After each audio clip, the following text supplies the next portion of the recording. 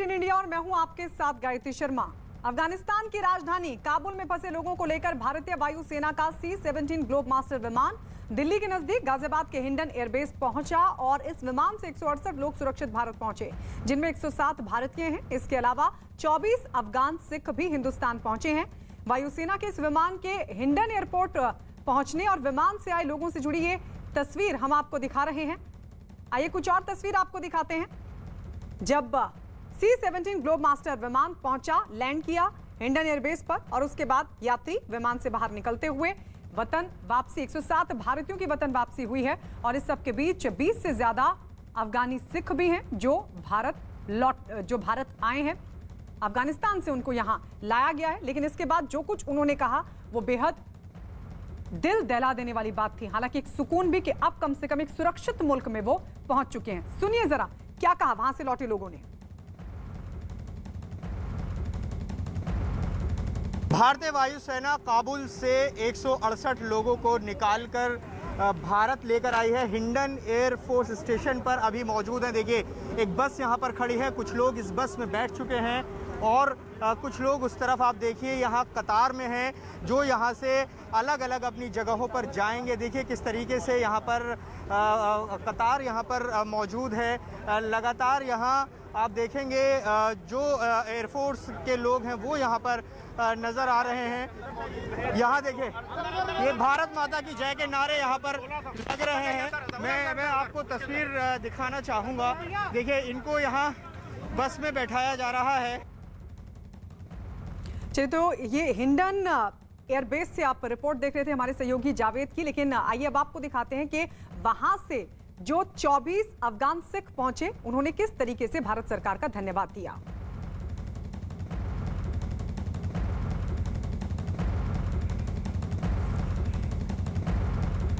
अफगानिस्तान से जिन लोगों को सुरक्षित निकाला गया है उसमें अफगानिस्तान के 2 सांसद भी हैं। आप देखेंगे नरेंद्र खालसा नज़र आ रहे हैं, आप तस्वीरों में देखिए, जो भारत पहुंचे हैं और यहाँ पर अनारकली जी हैं। देखिए ये हाथ जोड़ रही हैं, ये वहाँ के सांसद हैं। ये 2 सांसद यहाँ पर पहुँचे हैं और इनके अलावा भारतीय हैं, 107 भारतीय हैं और इसके अलावा जो अफगानी मूल के सिख हैं वो यहाँ पर पहुँचे हैं। और देखिए जो ज़रूरी प्रक्रियाएं हैं वो पूरी की जा रही हैं। यहाँ आप देखेंगे कतार में जो लोग खड़े हैं इनको भी C-17 ग्लोब मास्टर में काबुल से लाया गया है। अब इनको यहाँ से अपने अपने जगहों पर भेजने की जो प्रोसेस है उसको यहाँ पर पूरा किया जा रहा है। हम दिखा रहे हैं, खुश हैं, सुरक्षित हैं, राहत की सांस ले रहे हैं, क्योंकि जिस तरह के मंजर इन्होंने अफ़गानिस्तान में पिछले 1 हफ्ते में देखे, जब से तालिबान ने कब्ज़ा किया है, वहाँ हर कोई अपने भविष्य को लेकर चिंतित था, अनिश्चितता का माहौल था, डर था। ये तमाम ऐसी चीज़ें थीं जिससे ये लोग सोच रहे थे कि ये सुरक्षित रह पाएंगे या नहीं, लेकिन भारतीय वायुसेना के अभियान की वजह से ये लोग वहाँ से सुरक्षित निकले हैं। वायुसेना के इस विमान से एक महिला सांसद अनारकली, सिख सांसद नरेंद्र सिंह खालसा भी काबुल से भारत पहुंचे हैं। हिंदुस्तान पहुंचने के बाद नरेंद्र सिंह खालसा ने भारत सरकार को धन्यवाद दिया और इस दौरान वो मीडिया से बातचीत करते हुए भावुक भी हो गए। ये तो मुझे रोना आता है।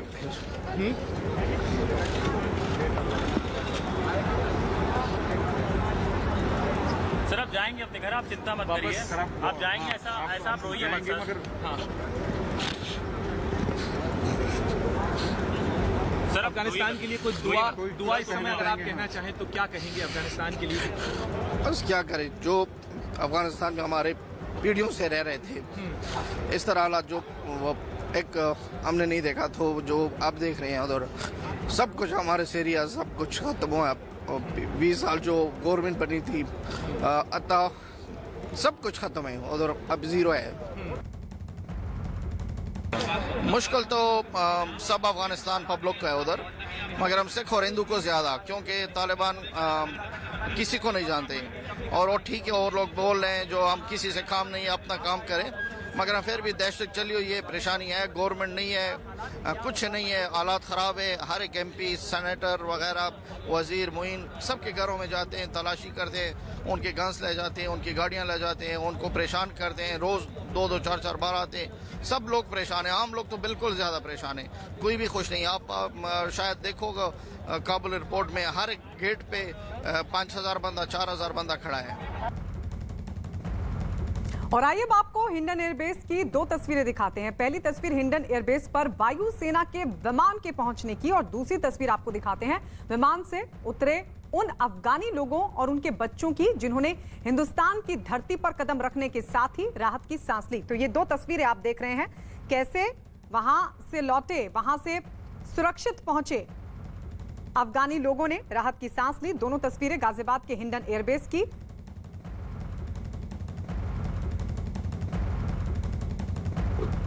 वहाँ बहुत मुश्किल था, इसलिए यहाँ आया। तालिबान जब मेरा वो इंडिया और बहने और भाया उठाया, हम भी उसके साथ था। दामाद में मेरा लड़की भी 2 पोता में भी था। तकरीबन 4 घंटा उसके पास हम लोग था और उसके साथ हम बहुत बातचीत किया कि जो इंडिया भाई और बहनें हैं ये हमारा मदद के लिए आया है, ये अफगानिस्तान के लिए आबादी के लिए आया है। फिर भी उसका हम लोग के साथ बहुत बर्ताव किया। जी बहुत अच्छे टाइम में हमारी मदद की है। बहुत गंदे हालात हैं वहाँ, तालिबान थे, बहुत हालात सही नहीं थे। एयरपोर्ट बार बार आना पड़ रहा था, बहुत फायरिंग वगैरह थी, बहुत जालिम वहशी दरिंदे लोग हैं, तो बहुत मुश्किलों से बस यहाँ पहुँचे। भारत सरकार जिंदाबाद। आप लोगों की मदद करिए। हमारे मदद की, हम लोगों की इधर लेकर आए, हमारी सेवा की, खिदमत की। केंद्रीय स्वास्थ्य मंत्री मनसुख मांडविया ने इस बात की जानकारी दी कि अफगानिस्तान से भारत आने वाले नागरिकों को सरकार की तरफ से पोलियो की वैक्सीन लगाई जा रही है। मनसुख मांडविया ने इस टीकाकरण की एक तस्वीर शेयर की जो दिल्ली एयरपोर्ट की है, जहां अफगानिस्तान से आए लोगों को पोलियो का टीका लगाया जा रहा है। केंद्रीय स्वास्थ्य मंत्री मनसुख मांडविया ने इस मामले में ट्वीट करते हुए लिखा, हमारी सरकार ने अफगानिस्तान से लौटने वाले लोगों को पोलियो की वैक्सीन लगाने का फैसला किया है। सुरक्षा को ध्यान में रखते हुए अफगानिस्तान से लौटे लोगों को दिल्ली एयरपोर्ट पर वैक्सीन लगाई जा रही है। इसके लिए स्वास्थ्य टीम को बधाई। काबुल से आए इस तीसरे विमान से 168 लोग भारत पहुंचे हैं। इस विमान से एक अफगानी बच्चे इकनूर सिंह को भी काबुल से सुरक्षित निकाला गया है। बड़ी बात यह है कि बच्चे को भारत सरकार ने बिना पासपोर्ट के भारत आने की अनुमति दी है। काबुल से 4 महीने का इकनूर सिंह भी इस वक्त भारत पहुंच चुका है। हमारे साथ इकनूर सिंह आप देख सकते हैं। रंजीत जी, ये बच्चा अभी कितने साल का है? ये 4 महीने का। अच्छा, तो कैसा लग रहा है भारत पहुंचने के बाद? सही लग रहा है। आपका नाम क्या है? रंजीत कौर। तो यहाँ पे अब इकनूर सिंह के पासपोर्ट वगैरह तो नहीं था आपका? नहीं। तो यहाँ पहुँचने के बाद कैसा महसूस करती हैं आप? बहुत अच्छा। वहाँ पर किस तरह के हालात थे और इकनूर सिंह के लिए क्या सोचती है, भविष्य में क्या करेंगे? तालिबान के कब्जे के बाद अफगानिस्तान में फंसे भारतीयों को लाने का सिलसिला लगातार जारी है। वायुसेना और एयर इंडिया के विमानों से लगातार काबुल में फंसे लोगों को निकाला जा रहा है। आज काबुल से 3 विमानों के जरिए 390 लोगों को सुरक्षित भारत लाया गया। भारत के काबुल मिशन से जुड़ी ये तस्वीरें आपके सामने, 3 तस्वीर। पहली तस्वीर हिंडन एयरबेस की, जहां काबुल से 168 लोग पहुंचे हैं, और दूसरी तस्वीर दोहा की, जहां से 135 भारतीय दिल्ली पहुंचे हैं। तो वहीं तीसरी तस्वीर दुशांबे की है, जहां से 87 भारतीयों को हिंदुस्तान लाया गया है।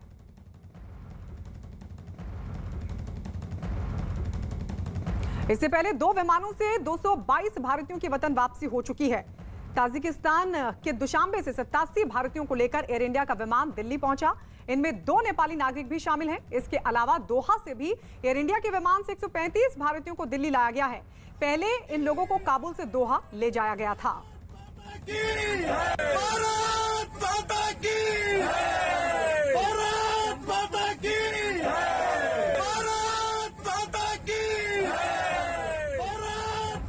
बता दिया कि मैम ये ऐसे हालात है वहाँ पे कि जैसे मैं बता दिया हूँ सबको, पिक्चर की तरह हो रहा है वहाँ पे मैम। जैसे हम लोग पिक्चर देख रहे हैं, पिक्चर में जैसे हो रहा है, चारों तरफ गोलीबारी हो रहा है।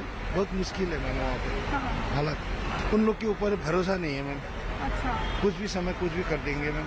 गोली चलाना उन लोग की आम बात है, वो ऐसे नहीं है। पिटाई कर रहा है, ऐसे ये गोली भी नहीं लगेंगे तो पिटाई कर रहा है वो बहुत। हम 6 से 7 घंटे उनके संग बीच में बैठे, वहाँ पे भगदड़ मची, हमारे में भगाया गया था, लेकिन जो लीडर थे उन्होंने भी हमें रोक दिया कि हम अपने यहाँ पर पहुँच गए, देश पहुँच गए, हमें अच्छा लग रहा है। अफगानिस्तान पर तालिबान के कब्जे के बाद वहां के हालात बद से बदतर हैं। दूसरे देशों के ही नहीं बल्कि अफगानी नागरिक भी किसी भी सूरत में वहां से निकलना चाहते हैं। इस बीच दिल्ली एयरपोर्ट पर काबुल से सुरक्षित निकाले गए भारतीयों से न्यूज 18 की टीम ने बातचीत की, जिसमें उन्होंने तालिबान के कब्जे के बाद बिगड़े हालात के बारे में जानकारी दी। हमारे साथ कुछ लोग हैं जो कि अफगानिस्तान से इसी वक्त आए हैं भारतीय फ्लाइट से। ये बताइए, आपका नाम क्या है, वहाँ क्या करते थे आप? मेरा नाम दिल बहादुर है, मैं वहाँ सिक्योरिटी पे काम करता था और मैं डेनमार्क एम्बेसी में प्रोटेक्शन में था उनके। तो यहाँ तक पहुँचने का क्या सफ़र रहा, कैसे वहाँ हालात? में सबसे पहले थैंक्स इंडियन गवर्नमेंट और प्लस जो वहाँ पर ब्रिटिश आर्मी और डेनमार्क आर्मी थी, जिन्होंने काफ़ी हमको सपोर्ट किया और हमें एयरपोर्ट तक, हमारे एयर तक बिठाया इसने, तो उनका मैं बहुत थैंक्स कहना चाहता हूँ। उनकी वजह से हम यहाँ पहुँच पाए हैं। वहाँ पे सड़कों पे क्या हालात है, क्या कंडीशन ऐसी कि वहाँ की पब्लिक कंट्रोल में नहीं है, जिसकी वजह से वहाँ पर जो भी वहाँ जो ब्रिटिश वगैरह जो भी है उन्हें कंट्रोल करने में काफ़ी प्रॉब्लम आ रही है। तालिबान किस तरह के अभी तो फिलहाल मुश्किल नहीं, वो कहता तो है कि हम हिंदुस्तानी को कुछ नहीं करेंगे, लेकिन हम उस पर विश्वास नहीं कर सकते। ये हालात हैं वहाँ पे लोगों के कि डर का एक माहौल है। वहाँ पर जो लोग वहाँ रह रहे हैं उनका कहना है कि तालिबान पर किसी भी तरह का भरोसा फिलहाल नहीं किया जा सकता। Ehtisham Khan, news 18 India, Delhi. क्या हुआ था जब पता चला कि अब तालिबान कब्जा कर लेंगे? क्या सबसे पहला क्या रिएक्शन था? बहुत डर गया था हम लोग, मतलब उस टाइम दिमाग में कुछ आ ही नहीं रहा था कि नेक्स्ट स्टेप क्या करना क्या है, क्योंकि तालिबान उन लोगों को जो एक्टिविटी हमें तो पता नहीं था, हम तो सिर्फ इंडिया से न्यूज़ में सुना है, उसके बारे में तो हमें कुछ पता नहीं था ना।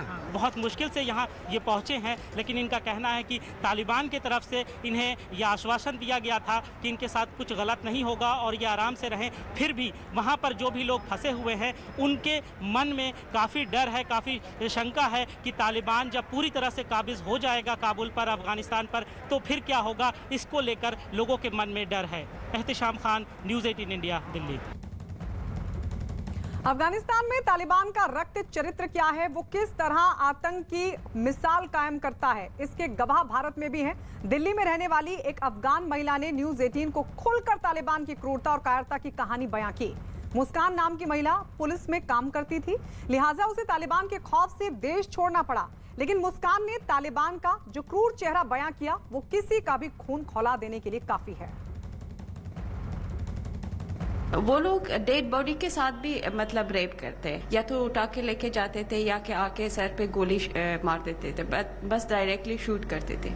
जैसे कि एक लड़की को कल लेके उठा के लेके गए हैं और अभी शुरुआत है, अभी वो लोग बहुत कुछ करते हैं, day by day they will change. वो लोग यही चाहते हैं कि हमें लड़की चाहिए हर घर से।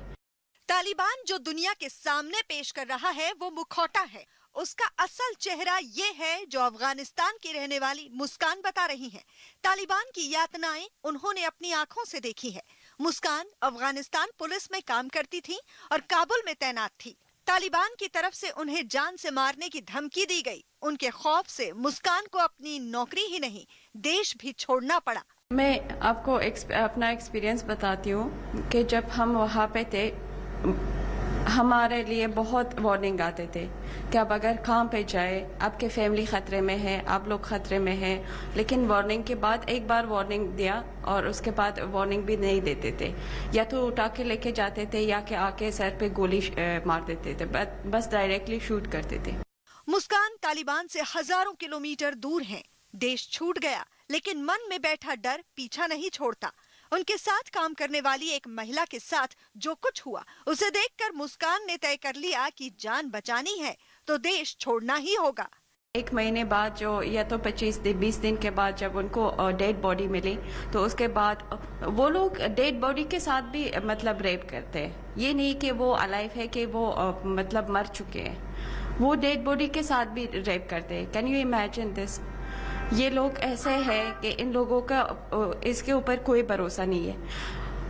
ये एक्सपीरियंस यही है कि जब लोगों को मिला उसके बाद जब ये गवर्नमेंट वहाँ पे मौजूद थे, फिर भी ये लोग उसको किडनैप करके उसके बाद घर पे डेड बॉडी दिया और बोला कि अगर कोई लड़की पुलिस में काम किया या तो गवर्नमेंट के साथ यही हालत होगी उसके साथ भी।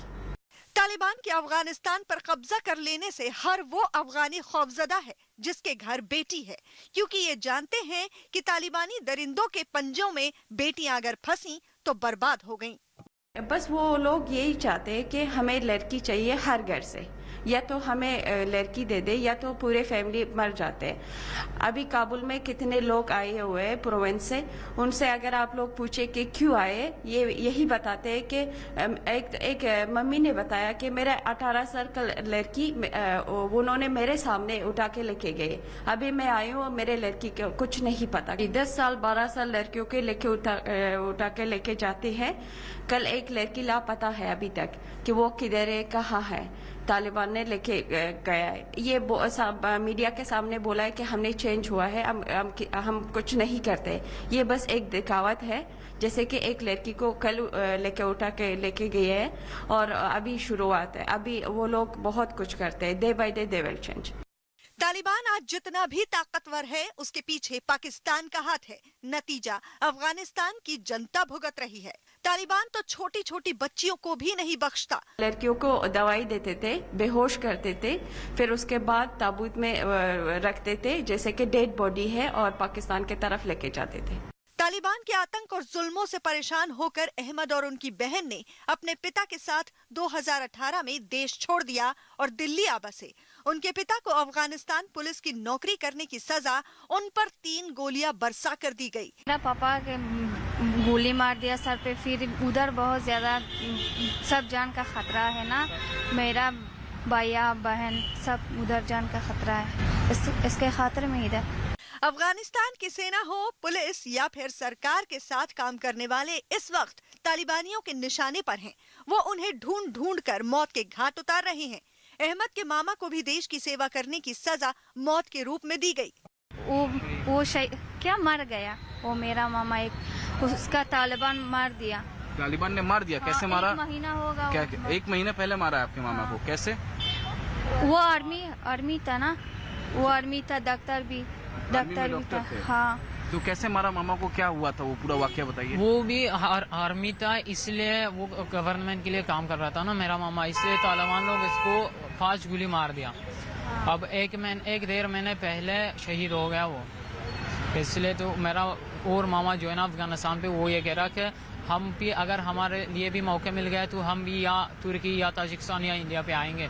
अब पता नहीं उनका फ्यूचर क्या हो जाएगा, हमारा फ्यूचर तो अभी तक पता नहीं कैसा है।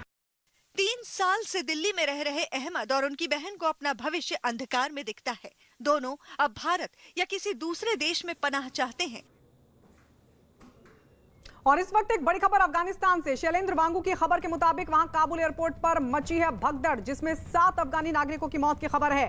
कई लोग जख्मी बताए जा रहे हैं। काबुल एयरपोर्ट की तस्वीर हम आपको दिखा रहे हैं जहां पर भगदड़ मची है और इस जबरदस्त भगदड़ में 7 लोगों के मरने की खबर आ रही है और ये बताया जा रहा है कि कई लोग जख्मी हुए हैं। तो काबुल एयरपोर्ट पर मची भगदड़। हर अफगानी नागरिक खुद ये चाहता है कि वो अपने इस मुल्क को छोड़कर तालिबानी राज के बीच किसी सुरक्षित मुल्क में चला जाए।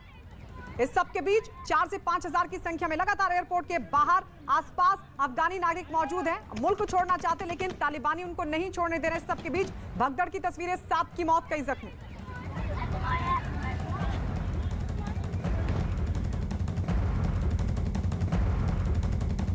अफगानिस्तान पर कब्जे के बाद तालिबान भले ही खुद के बदलने के दावे करते हों, लेकिन उनकी हकीकत, उनकी जो असलियत है वो बहुत जल्द सामने आ चुकी है। तालिबानी फरमान और तालिबानी सजा की जैसी तस्वीरें अब सामने आई हैं, वो दिल दहला देने वाली हैं। कहीं किसी की कोड़े से पिटाई हो रही है तो कहीं गोलियों से छलनी किया जा रहा है। महिलाओं पर भी तालिबान का जुल्म 20 साल पहले की ही तरह शुरू हो चुका है।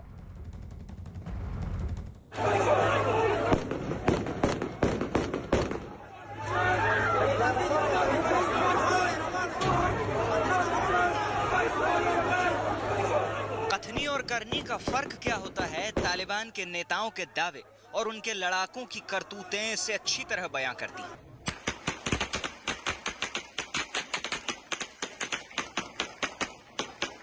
एक नहीं, 1000 तस्वीरें हैं।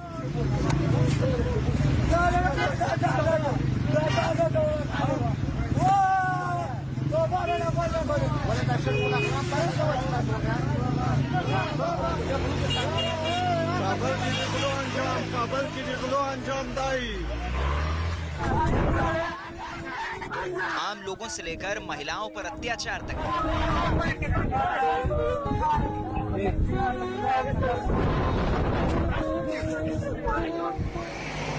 और हर तस्वीर चीख चीख कर एक ही बात करती है, तालिबान लड़ाकों की नहीं, आतंकियों की जमात है जिसने मजहबी नकाब ओढ़ रखे हैं।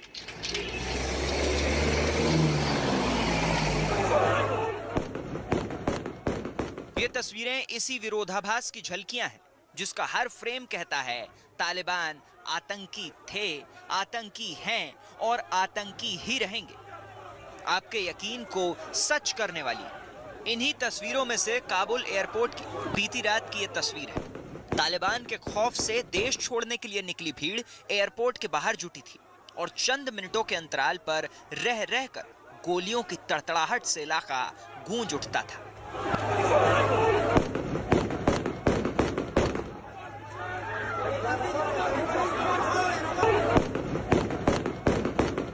और फिर गोलियों की आवाज और उठते गुबार के बीच गोद में बच्चे को लेकर भागती महिलाएं और दूसरे लोगों की अफरा तफरी की तस्वीरें, जो जिंदा लोगों के कलेजे छलनी कर दे और जिसे गोली लगे उसकी जान ले ले। हर मिनट जब ये सिलसिला लगातार चलता रहा तो लोगों ने इसे उसी तरह अपनी नीयत मान लिया, जैसे बकरे को हलाल करते वक्त दूसरे वक्ते सुनी निगाहों से उसे देखते रहते हैं और कोई कुछ नहीं कर सकता।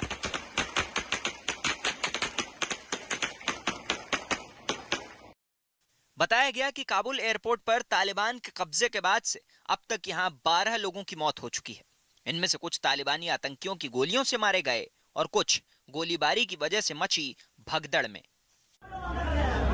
ऐसी ही तस्वीरें अफगानिस्तान की सड़कों और गलियों से भी आने लगी। अब इसी तस्वीर को देखिए, सड़क पर तालिबान का कब्जा है। कुछ लोग सड़क के किनारे दीवार के पास हाथ खड़े कर बैठने को मजबूर किए गए हैं और इन लोगों पर AK-47 और रॉकेट लॉन्चर तक से निशाना साधा जा रहा है।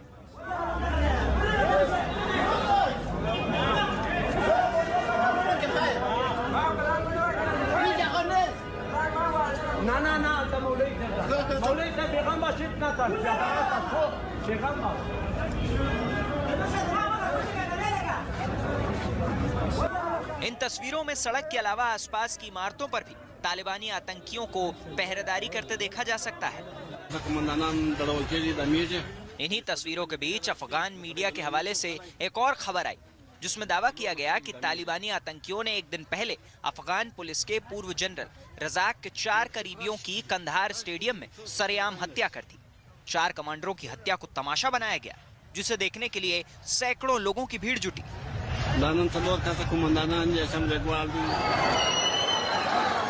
इसी तरह एक दिन पहले जलालाबाद में तालिबानी झंडे को हटाकर अफगानिस्तान के झंडे को फहराने के वक्त चली गोलियों में भी 3 लोगों की मौत हो गई। ये सिलसिला आज भी जारी है और आज तड़के तालिबानी आतंकियों ने काबुल एयरपोर्ट पर फिर फायरिंग की।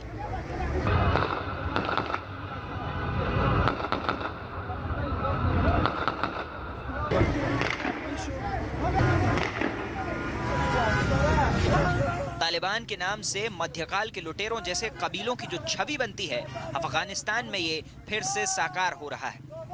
कानून के राज का दावा करने वाले तालिबान का शिकंजा कसा तो काबुल में चोरी के आरोपियों पर कोड़े बरसने शुरू हो गए। न कोर्ट, न गवाह, न सुनवाई, भीड़ के सामने सीधी कार्रवाई।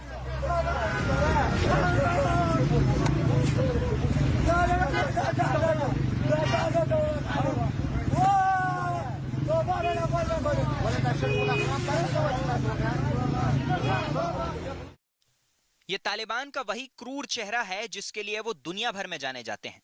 अफगानिस्तान में तालिबान के कदम रखते ही कार चोरी की घटनाओं में तेजी आई तो तालिबान की आरोपियों पर ज्यादती भी शुरू हो गई, जिसकी गवाही कई तस्वीरें दे रही हैं। जाहिर सी बात है कि तालिबान की वजह से ही अफगानिस्तान में हाहाकार मचा हुआ है। भारी तादाद में उस देश में ऐसे लोग हैं जिनके पास न पासपोर्ट है, न वीजा है, न जरूरी कागजात है, फिर भी वह देश छोड़ने के लिए आमदा है। और इसकी सबसे बड़ी वजह तालिबान है। तालिबान जो कर रहा है उसकी हकीकत अफगानिस्तान में दिखाई दे रही है, बेशक उनके नेता चाहे जो भी दावे करें। महिलाओं को लेकर भी अपना नजरिया बदलने का दावा तालिबान के प्रवक्ता प्रेस कॉन्फ्रेंस में कर चुके हैं, लेकिन अब जो तस्वीरें सामने आई हैं उससे जाहिर होता है कि सारे दावे दुनिया की आंखों में धूल झोंकने के लिए किए गए थे। तालिबान के लौटते ही अफगानिस्तान में महिलाओं के सैलून बंद हो चुके हैं और जहां जहां महिलाओं की तस्वीरें लगी थीं उन्हें या तो हटाया जा रहा है या उन पर कालिख पोती जा रही है। काबुल में दुकानों के अंदर और बाहर लगी महिलाओं की तस्वीरों को न केवल काले रंग से मिटाया जा रहा है, बल्कि उन तस्वीरों को ऐसी शक्ल भी दी जा रही है जिसमें बर्बरता और ज्यादती के कई संकेत और संदेश छिपे हैं। हाल ये है कि नौकरी पेशा महिलाओं को छूट देने की बात कर रहे तालिबानी नेताओं के दावों के उलट महिलाओं को नौकरी छोड़कर घर बैठने को कहा जा रहा है। अफगानिस्तान के राष्ट्रीय रेडियो टेलीविजन समाचार में काम करने वाली शबनम डावरान नाम की एक महिला पत्रकार को घर जाने के लिए कहा गया। डावरान का दावा है कि जब वो ऑफिस पहुंची तो उन्हें कहा गया कि अब नए निजाम में उन्हें काम करने की इजाजत नहीं है, इसलिए वो घर लौट जाएं। ما نن وغوښتل چې د کله چې نظام بدل سو ما وغوښتل چې خپل دندې ته ولاړ سم ام د خپل شهامت مې لاس ور نه کړ، خو له بعده مرغه چې ما د اجازه را نه کړل سربېره پر دې چې ما کارت هم درلود، هغه نارینه کارکونکي زموږ چې وو هغوی د کارت په لرلو سره هغوی په دې باندې بریالي شول چې دفتر ته لاړ شي। तालिबान के हौसले इतने बुलंद हैं कि आतंकियों ने अफगानिस्तान की एकमात्र महिला गवर्नर सलीमा मजारी को बंधक बना लिया है। सलीमा मजारी बल्ख प्रांत के एक जिले की गवर्नर है। सलीमा मजारी ने तालिबान की सत्ता को चुनौती दी थी। जब अफगानिस्तान के राष्ट्रपति समेत कई बड़े नेता भाग खड़े हुए, उस समय सलीमा चट्टान की तरह अपने लोगों के बीच में जमी रही। उन्होंने अपने प्रांत को बचाने की हर मुमकिन कोशिश की, लेकिन आखिरकार तालिबान ने उन्हें दबोच ही लिया। महिलाओं पर तालिबान का कैसा खौफ है उसे कलेजा चाक करने वाली इस तस्वीर में महसूस कीजिए। एयरपोर्ट के बाहर जमा इस भीड़ में 2 मासूम बच्चियों को एक हाथ से दूसरे और दूसरे से तीसरे तक पहुंचाते देखने की असलियत जानेंगे तो आप सन्न रह जाएंगे। अपनी बच्चियों को बचाने के लिए महिलाएं इन्हें किसी तरह जाली के दूसरे तरफ मौजूद अमेरिकी सैनिकों को सौंप रहे हैं और उन्हें इस बात की परवाह नहीं कि ये बच्चियां कहां किस हाल में पहुंचेंगी। ये तो बस यही चाहती हैं कि उनके जिगर के टुकड़े तालिबान के साए से दूर कहीं चले जाएं, भले ही वो उन्हें दोबारा देख पाएं या नहीं। प्रधानमंत्री नरेंद्र मोदी ने लखनऊ में कल्याण सिंह के घर पहुंचकर उन्हें श्रद्धांजलि दी। उन्होंने कल्याण सिंह के निधन को बड़ा नुकसान बताया। यूपी के मुख्यमंत्री योगी आदित्यनाथ और बीजेपी के राष्ट्रीय अध्यक्ष जेपी नड्डा ने भी कल्याण सिंह को श्रद्धांजलि दी। ये 3 तस्वीरें हम आपको दिखा रहे हैं। कल्याण सिंह को श्रद्धांजलि देने के लिए उनके पार्थिव शरीर के अंतिम दर्शन के लिए प्रधानमंत्री नरेंद्र मोदी आज पहुंचे और उन्होंने मॉल एवेन्यू आवास पर जाकर श्रद्धांजलि दी और कहा कि ये पार्टी के लिए बड़ा नुकसान है। भारतीय जनता पार्टी, भारतीय जनसंघ पूरे परिवार को एक विचार के लिए, देश के उज्जवल भविष्य के लिए उन्होंने समर्पित किया। कल्याण सिंह जी भारत के कोने कोने में एक विश्वास का नाम बन गए थे, एक प्रतिबद्ध निर्णयकर्ता का नाम बन चुके थे और जीवन के अधिकतम समय वे जन कल्याण को लिए हमेशा प्रयत्नरत रहे। उनको जब भी जो दायित्व मिला, चाहे वो विधायक के रूप में हो, चाहे सरकार में उनका स्थान हो, चाहे गवर्नर की जिम्मेवारी हो, हमेशा हर एक के लिए एक प्रेरणा का केंद्र बने, जन सामान्य का विश्वास का प्रतीक बने। देश ने एक मूल्यवान शख्सियत, एक सामर्थ्यवान नेता खोया है। हम उनके भरपाई के लिए उनके आदर्शों, उनको संकल्पों को लेकर के अधिकतम पुरुषार्थ करें और उनके सपनों को पूरा करने में कोई कमी न रखे। मैं भगवान प्रभु श्री राम को उनके चरणों में प्रार्थना करता हूं कि प्रभु राम कल्याण सिंह जी को अपने चरणों में स्थान दे और प्रभु राम उनके परिवार को इस दुख की घड़ी में इस दुख को सहन करने की शक्ति दे और देश में भी यहाँ के मूल्यों, यहाँ आदर्शों, यहाँ की संस्कृति, यहाँ की परंपराओं में विश्वास करने वाले हर दुखी जन को प्रभु राम ढाढ़स दे, यही प्रार्थना करता हूँ।